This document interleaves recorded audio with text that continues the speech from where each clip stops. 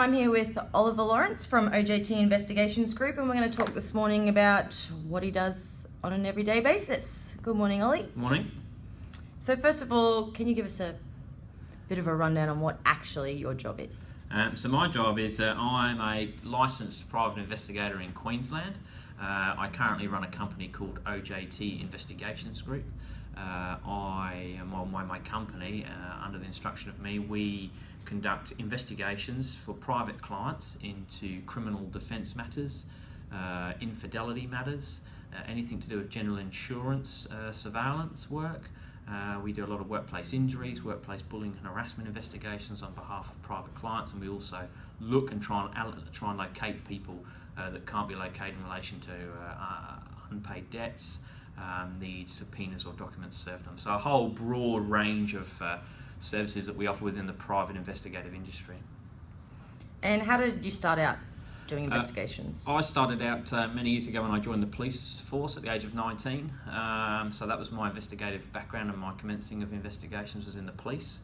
I spent 12 years in the police service before I resigned a couple of years ago and decided to move into the private sector. And then I worked for the RSPCA as an investigator for them, doing animal cruelty complaints. And then overseas, working in the offshore regional processing centres that the government has for asylum seekers and refugees, as an ethical standards investigator, before forming my company, where we now focus on criminal defence investigations and other areas. So what's a day in the life of Ollie Lawrence like? A day in the life of Ollie Lawrence is very much working closely with my clients, obviously responding to emails, requests for surveillance duties that come in. A potential scenario could be somebody calls me of an evening and tells me that they wish to conduct surveillance of a certain individual because they've alleged that they're sick and they've been away for 7 to 10 days, and they've received some information that they're not sick. We will then organise surveillance. I'll organise a team of male and female operatives to get together. We'll do some background checks on the address, then conduct that surveillance over the day, and then provide reports of an evening time.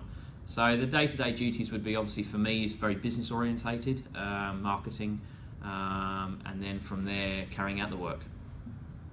And what's the most interesting part, would you say, of being a private investigator? Well, the most interesting part of being a private investigator is, I suppose, having the ability to be nosy and to be able to find things out that people can't find out, being able to use social media and other forums to be able to find information that people haven't been able to allocate, and having the satisfaction that if someone is not guilty of an offence that they've been charged with in Queensland, that we can find some evidence which supports the fact that they're not guilty.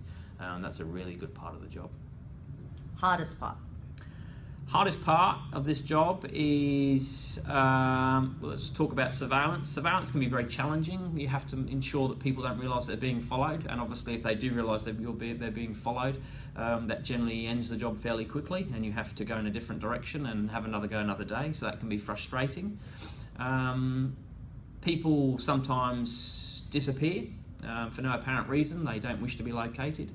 They change their identities, they move overseas. Sometimes those people are very, very, very hard to find, but I've aligned myself with some really good associations from around the world who assist me in trying to locate people who go overseas, but that can be frustrating and quite hard.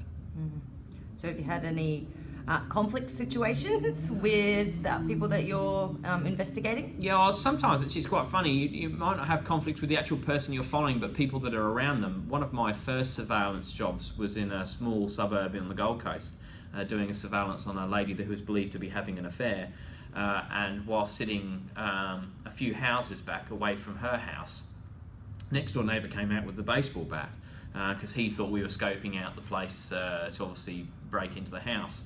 Obviously they're very delicate moments. Obviously with my time in the police, I'm pretty good at communicating with people and explaining those situations. But yeah, there's risk involved, and there's certainly you have to have good situational awareness, which is obviously taking in your surroundings and being aware of what's going on around you. And is there much work in investigations? There is a great deal of work in the government sector for investigators. For as long as human beings are on this planet, will always be room for investigations, because some human nature is to be deceptive, and people are deceptive through their dealings with insurance companies, whether they claim they have injuries that they don't, whether they claim they had their house broken into and a large amount of jewellery taken and it wasn't. that work will never go away because people always want more. At the moment, in the current climate, there is quite a bit of government contracting work, especially amongst organisations like the Crime and Corruption Commission. You've got the boards that oversee Woolworths, Coles, and all those type of large marketing companies. There is a fair bit of work out there for people that are willing to go and look for it. The biggest challenge for people coming into this industry is getting the experience, but there are certainly companies out there to assist with that and will certainly give you exposure to investigations and you can grow with them. And do you use social media and other online methods when you're conducting investigations? Very much so. Social media is a significant part of what we do in relation to not only our marketing campaigns, but certainly in our day-to-day business of trying to locate people. It is quite alarming of how much information people provide to you through their social media accounts. Security settings, sometimes people for some reason don't have them at a stage where people can't access photographs, locations and look at where these people may possibly be. To give you a scenario, we were recently looking for a couple on the Gold Coast, and by the pictures that they provided on their Facebook page indicated that they could be living in a caravan park. And then with the waters and the pictures that they had with the water, we managed to narrow it down to 2 caravan parks and was able to locate them purely through Facebook and the photos that they'd put up and we'd studied. We're able to locate them very quickly. So for instance, that job there, before social media came out, could take weeks and weeks and weeks to locate someone. Social media, people put their photos out there to the world. We finished that job in 72 hours. So yeah, social media is a massive part of what we do. And how do you think investigators will need to change the way that they operate in the future with a change in technology? Well, my company's ethos is that we will always remain modern, motivated, progressive and professional. Now by modern I mean we are moving with the times. For instance, the use of vehicle GPS trackers, which is against the law to put on someone else's vehicle, but on your own car it's not. GPS trackers provide us with live images, live data as to what a vehicle is doing and what someone may be doing in that vehicle at the time and where they might be.